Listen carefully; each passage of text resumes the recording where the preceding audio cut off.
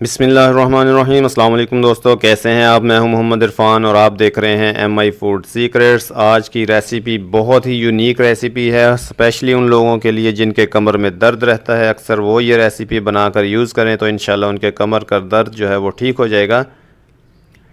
तीसरे चौथे दिन जो है आप ये रेसिपी 3 से 4 दिन के बाद यूज़ लाजमी किया करें। तो चले स्टार्ट करते हैं आज की रेसिपी। चैनल पर नए हैं तो नीचे दिए गए लाल रंग के बटन को प्रेस कर दें ताकि हर आने वाली वीडियो आपको आसानी से मिल सके।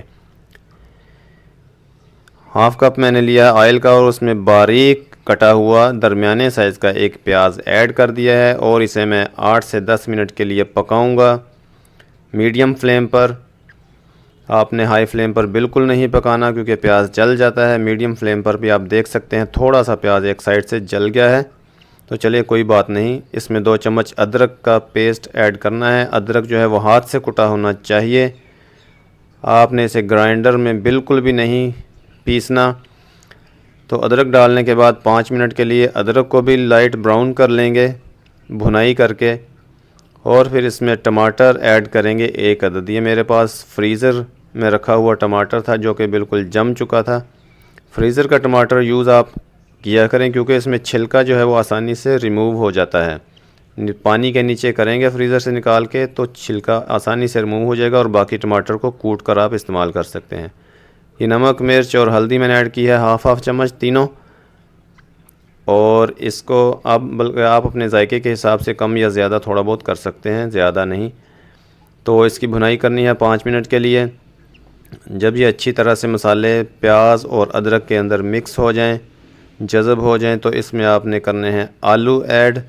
आलू कितने हैं, एक ही है मेरे पास दरमियाने साइज़ का आलू, क्योंकि ये बिल्कुल शॉर्टकट नुस्खा है, एक सालन का सालन है और नुस्खे का नुस्खा।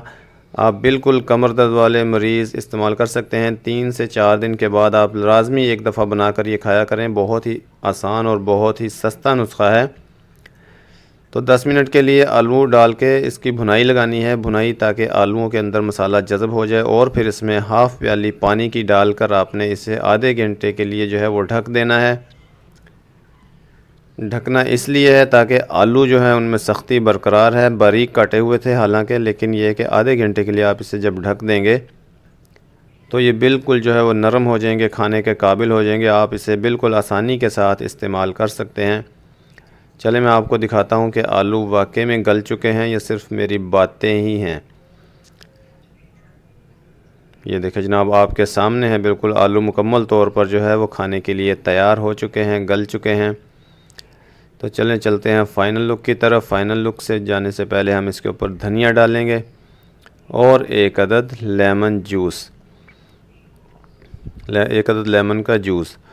लेमन जो है वो ऑप्शनल है, आप यूज़ करना चाहें तो ठीक है, अगर ना करना चाहें तो वो आपकी मर्ज़ी, क्योंकि कुछ लोग ऐसे हैं जिन्हें खटाई बिल्कुल भी पसंद नहीं होती। तो मुझे तो पसंद है इसलिए मैं इसमें ऐड कर दिया है मैंने जी। तो देखें इसकी फ़ाइनल लुक कितनी ज़बरदस्त आ रही है, बिल्कुल देगी कौरमे की तरह ये जो है वो तैयार हो चुका है हमारा सालन। तो चैनल पर नए हैं, चैनल को जल्दी से सब्सक्राइब कर लें। वीडियो अच्छी लगे तो लाइक और शेयर करें। नेक्स्ट वीडियो तक के लिए मुझे दीजिएगा इजाज़त। अल्लाह हाफिज़।